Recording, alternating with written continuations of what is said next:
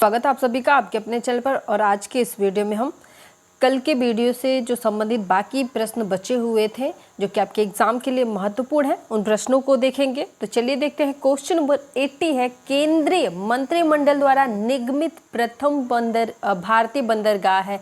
यानी कि केंद्र सरकार द्वारा जो नियंत्रण में है, भारत में कुल वर्तमान में केंद्र सरकार द्वारा जो नियंत्रित आपके बंदरगाह है, जो पोर्ट है, वो 13 है। और इसके बाद 185 कुछ ऐसे बंदरगाह हैं जो छोटे छोटे हैं, जो अन्य राज्यों द्वारा नियंत्रित किए गए हैं। तो केंद्र सरकार द्वारा जो बड़े आपके बंदरगाह हैं वो केंद्र सरकार द्वारा नियंत्रित किए जाते हैं, केंद्रीय मंत्रिमंडल के द्वारा नियंत्रित किए जाते हैं। तो उनमें से पूछा जा रहा है कि सबसे पहला ऐसा कौन सा बंदरगाह है जो भारत में बना। ठीक है, यहाँ पे ऑप्शन में है एनकोर ग्रीनफील्ड पोर्ट, और ऑप्शन बी है हल्दिया पोर्ट, और ऑप्शन सी है जवाहरलाल नेहरू पोर्ट, और ऑप्शन डी है कांडला पोर्ट। ठीक है, तो यहाँ पे इस प्रश्न का सही आंसर भी ऑप्शन 4 कांडला पोर्ट होगा। कांडला पोर्ट जो है यह केंद्रीय मंत्रिमंडल द्वारा निगमित प्रथम भारतीय बंदरगाह है।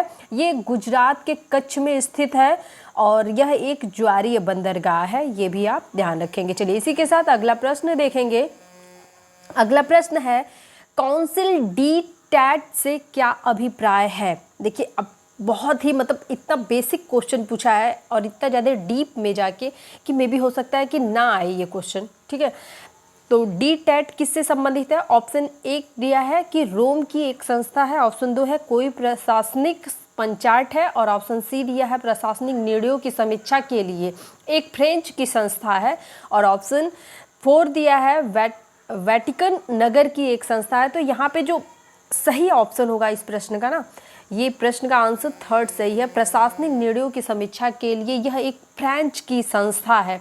ये जजमेंट से रिलेटेड फ्रेंच की एक संस्था है जो क्या करती है, न्यायिक कार्यवाही को प्रवृत्त करती है। डी टैट कहाँ से संबंधित है, तो डी टैट आपके फ्रांस से संबंधित है। ठीक है, इसे भी आप ध्यान में रखेंगे। चलिए इसी के साथ में हमारा अगला प्रश्न है, निविदा के लिए आमंत्रण क्या है। निविदा के लिए आमंत्रण क्या है, तो इसे हम देख लेते हैं। निविदा इनविटेशन की बात की जा रही है, तो क्या है इसके लिए। ऑप्शन 1 है यह कुछ भी नहीं है, ऑप्शन 2 है यह एक वचन नहीं बल्कि एक प्रस्ताव के लिए आमंत्रण है, ऑप्शन 3 है प्रस्ताव है, और ऑप्शन 4 है आपका कि प्रस्तावना है, 3rd है, और ऑप्शन 4 है आपका प्रस्ताव है। देखिए इस प्रश्न का जो सही आंसर होगा ना, ये होगा यह एक वचन नहीं होता है, यानी कि इसमें किसी भी प्रकार की बाध्यता नहीं होती, ये एग्रीमेंट नहीं है, ना कि शर्त है, बल्कि ये एक प्रकार का प्रस्ताव होता है, यानी कि एक प्रकार का प्रपोजल होता है।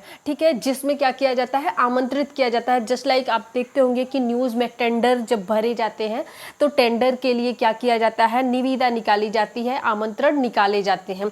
सेम वही चीज़ें आपसे पूछी जा रही है कि ये क्या चीज़ें होती हैं। ठीक, चलिए आगे क्वेश्चन देखते हैं। क्वेश्चन है, केंद्रीय सतर्कता आयोग की स्थापना कब की गई थी। ऑप्शन 1 है 1949 में, ऑप्शन बी है 1964 में, ऑप्शन सी है 1978 में, और ऑप्शन डी है आपका 1948 में। इस प्रश्न का सही आंसर होगा 1964। फरवरी 1964 में क्या किया गया था, केंद्रीय सतर्कता आयोग की स्थापना की गई थी। डेट भी आप याद रखेंगे, फरवरी में किया गया था। चलिए इसी के साथ हम अगला क्वेश्चन देखते हैं। कॉन्ट्रैक्ट इज यानी कि संविदा क्या है। संविदा देखिए कई प्रकार से संविदा के क्वेश्चंस पूछे जाते हैं, तो कॉन्ट्रैक्ट आप लोग अपने एग्जाम के लिए एक बार जरूर तैयार कर लेंगे। बोल रहा है कि कॉन्ट्रैक्ट निम्न 4 पार्टियों के बीच संविदा है, कि मतलब छोटे छोटे 4 पार्टियों के बीच में या 4 लोगों के बीच में किया गया संविदा होता है। दैट्स नॉट गुड, बिकॉज संविदा के लिए करार जरूरी होती है, शर्तें जरूरी होती है। संविदा के लिए आपका जो करार है या फिर जो एग्रीमेंट है, जो प्रपोजल है, वो क्या होना चाहिए, स्वीकृत होना चाहिए। तो संविदा की कई सारी शर्तें होती हैं। ठीक है, तो यहाँ पे पहला ऑप्शन जो है हमारा एग्री नहीं कर रहा है। दूसरा जो दिया है कि विधि सम्मत संविदा है, ऑप्शन सी है सामान्य संविदा है, और ऑप्शन 3 है, और 4 है कि एक लिखित दस्तावेज ही संविदा कहा जा सकता है। तो ऐसा कुछ भी नहीं है। देखिए संविदा क्या होनी चाहिए, विधि द्वारा सम्मत होनी चाहिए, वही संविदा क्या कहलाएगी, संविदा कहलाएगी। ठीक है, वही संविदा की श्रेणी में आएगी। तो यहाँ पे ऑप्शन 2 जो है बिल्कुल सही है। अगर आप संविदा के डिफिनीशन को भी उठा करके देखेंगे तो आपको समझ में आ जाएगा कि संविदा के डिफिनीशन में ही आपको विधि सम्मत शब्द सुनने को मिलता है। तो यहाँ पे ऑप्शन सेकंड जो हो जाएगा इस प्रश्न का सही आंसर हो जाएगा। इसी के साथ हम अगला क्वेश्चन देखेंगे। यदि संविदा को बाध्यकारी बनाना है तो क्या होना चाहिए निम्नलिखित में से। ठीक है, बाध्यकारी मतलब यदि आप संविदा को मतलब उसको चाहते हैं कि वो संविदा पूरा ना हो, कॉन्ट्रैक्ट पूरा ना हो, ठीक है, तो संविदा को कैसे डिस्ट्रॉय किया जा सकता है, कैसे उसको बाध्यकारी बनाया जा सकता है। इसे एक वकील द्वारा निर्मित होना चाहिए तभी ये बाध्यकारी हो सकता है। तो मुझे नहीं लगता ऐसी कोई शर्तें होती हैं। इसका अर्थ है संविदा की सभी पार्टियों को समझने योग्य होना चाहिए।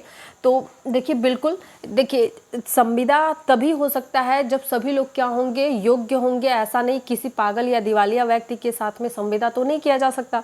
तो ये स्टेटमेंट भी सही नहीं है। अर्थ स्पष्ट होना चाहिए, इसका पंजीकृत होना अनिवार्य है।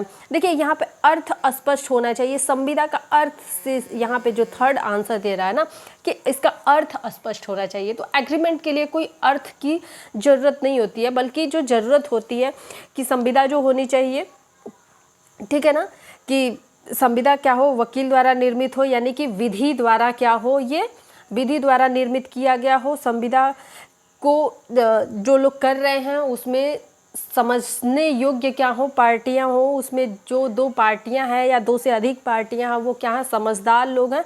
ऐसा ना हो कोई उसमें से मानसिक रूप से क्या है, अपरिपक्व है या फिर मानसिक विकार है। तो यहाँ पे थर्ड आंसर इस प्रश्न का सही आंसर हो जाएगा। चलिए इसके बाद हम देखते हैं क्वेश्चन अगला है, विवाह विच्छेद को कहा जाता है। विवाह विच्छेद को क्या कहा जाता है। ऑप्शन 1 है दाम्पत्य अधिकारों का प्रस्थापन, ऑप्शन बी है तलाक, ऑप्शन 3 है विवाह की अकृत्यता और ऑप्शन 4 है न्यायिक पार्थक्य। देखिए यहाँ पे इस प्रश्न का सही आंसर हो जाएगा ऑप्शन 4। देखिए आप मुस्लिम विधि जब पढ़ते हैं तो मुस्लिम विधि में आपको विवाह विच्छेद या फिर विवाह और आपको मुबारत ये सारी चीज़ें सुनने को मिलती हैं। तो तलाक को ही क्या बोलते हैं, विवाह विच्छेद बोलते हैं, यानी कि तलाक को ही शादी का टूटना ही तलाक कहलाता है। तो यही विवाह विच्छेद होता है। चलिए आगे देखते हैं। क्वेश्चन है, विचार संभव है।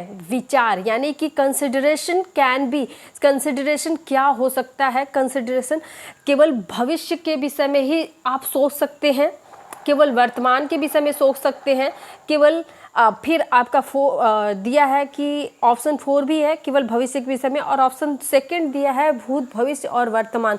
तो बिल्कुल विचार जो है ना कहीं भी हो सकते हैं, भूत भविष्य वर्तमान किसी भी काल से संबंधित हो सकते हैं, या कोई भी कहीं भी सोच सकता है किसी भी दिशा में।